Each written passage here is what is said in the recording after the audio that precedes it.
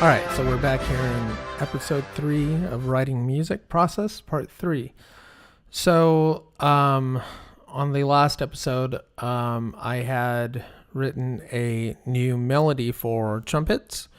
Bum, bum, bum, bum, bum, bum, ba-dum, bum, bum, bum. And I don't know if I got into any harmonic, like chords or harmony or anything like that.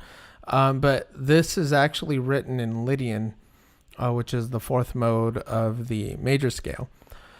So I end it with the trumpets playing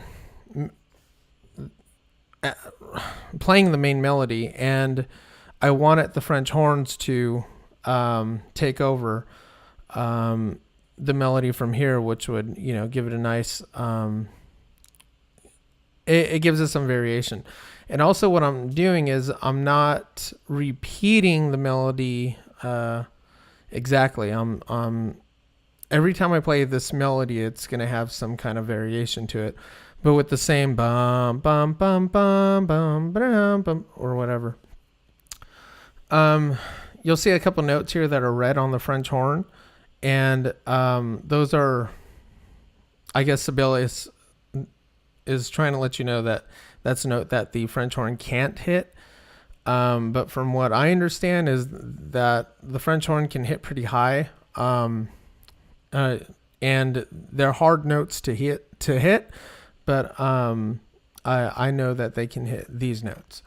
So here again,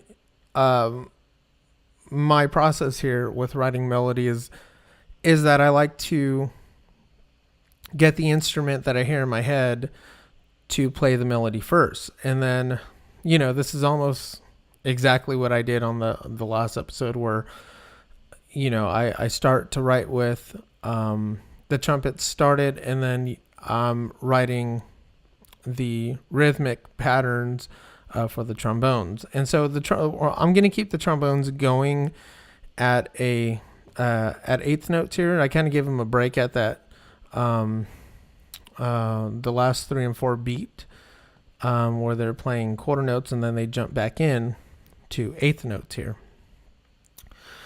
So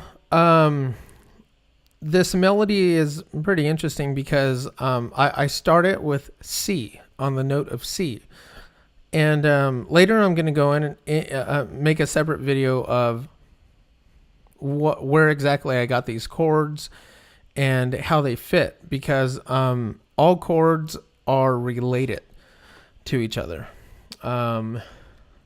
So, I don't mean just if you're in the key of C, all, the natural notes are obviously related to the key of C, but I'm talking about every individual note is related to C. 12-tone harmony is what I like to call it. So, and eventually we'll get into how these notes work together, why they sound good together, what my technique was on, on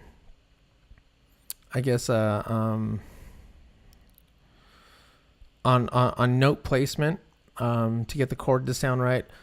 So, here, I think I had dropped okay. So I still have my trumpets here on the screen in forte, and you can see where I dropped them in piano on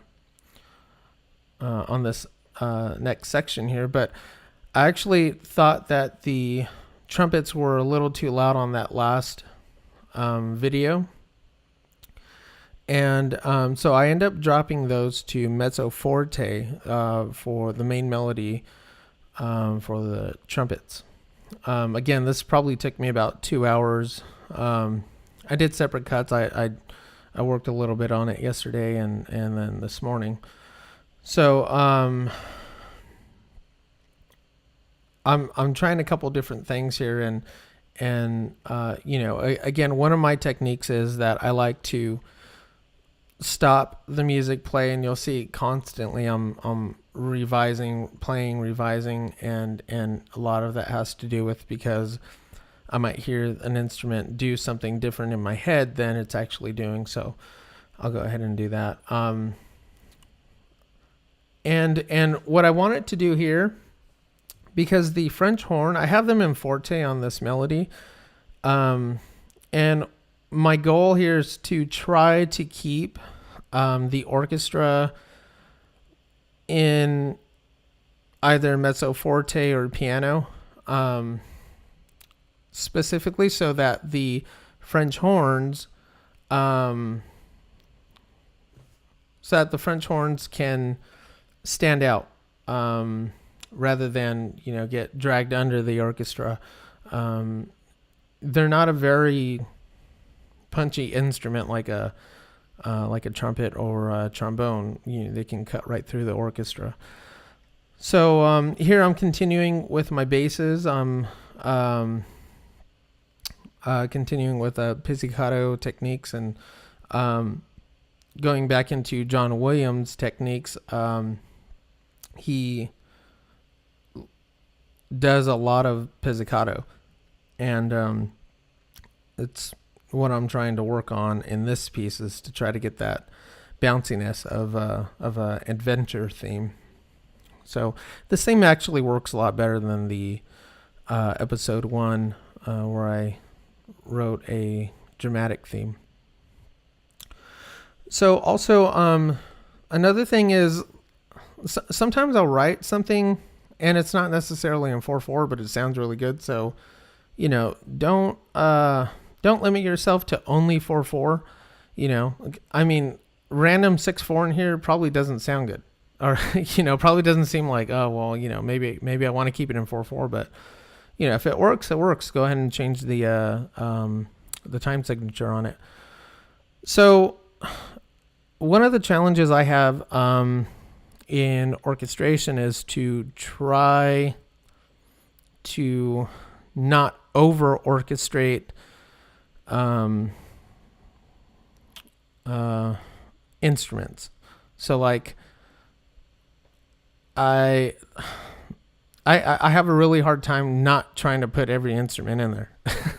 So I really try to keep in mind that these instruments don't have to be playing. I think I kind of struggle a little bit with that for my bassoons, and during the end, you'll see me copy and paste bassoons, and I'm deleting stuff, and I'm like, oh yeah, well. So I think I ended up putting one bassoon in the beginning of the trumpet section, and that worked. And then I put the two bassoons in, and they were both harmonizing with the main melody of the French horn.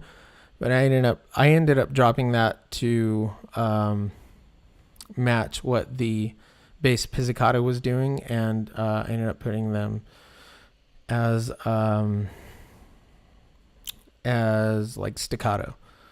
So here I'm working on my woodwinds for the flute and piccolo, and this looks really fast on 30-second notes. But playback, I'm like positive if you had a good player, they could play this. But that is questionable. And this is just a lot of fun stuff with woodwinds. I like to have woodwinds in the back doing some really cool runs and accenting the melody. Here I actually went that last part you saw right here, and you'll see continue writing. I actually went chromatic, so it just or whatever. You'll hear it in the end. So you just won't hear me wagging my tongue around. So I gave that part also because I wanted it to stand out a little bit. I put it an octave lower for the clarinets, and it's actually a really cool part that makes the piece stand out a lot more. Let's see. So now I'm working on my strings. So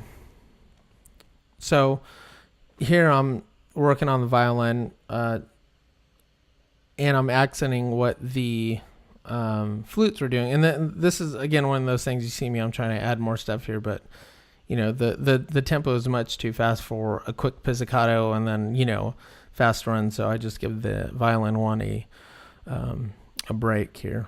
And this is, one of the challenges that I face is when I write, I'm trying to write realistically as if a player were going to play it.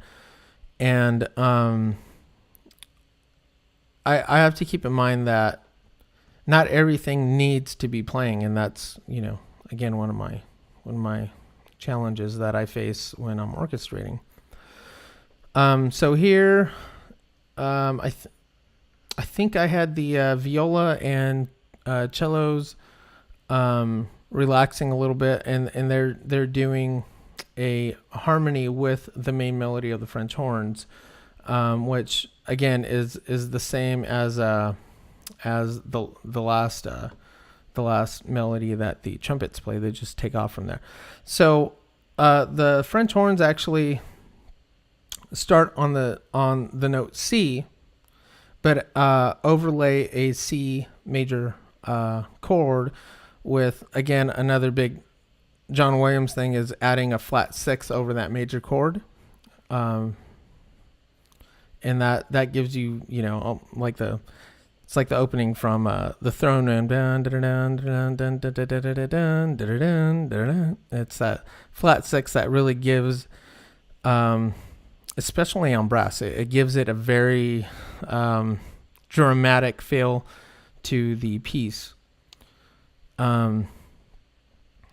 So here again, I'm just polishing up with, I think I'd try to do some more harp runs here, but it was too much. And you see my glockenspiel, it's doing like one thing over this entire melody of the second section that I've worked on here. So here's the piece.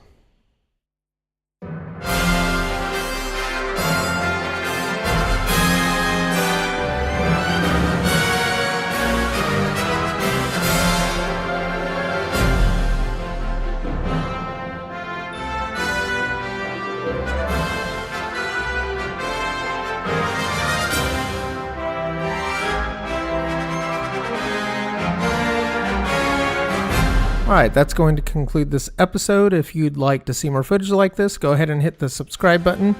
Have a great week. Stay positive. Stay creative.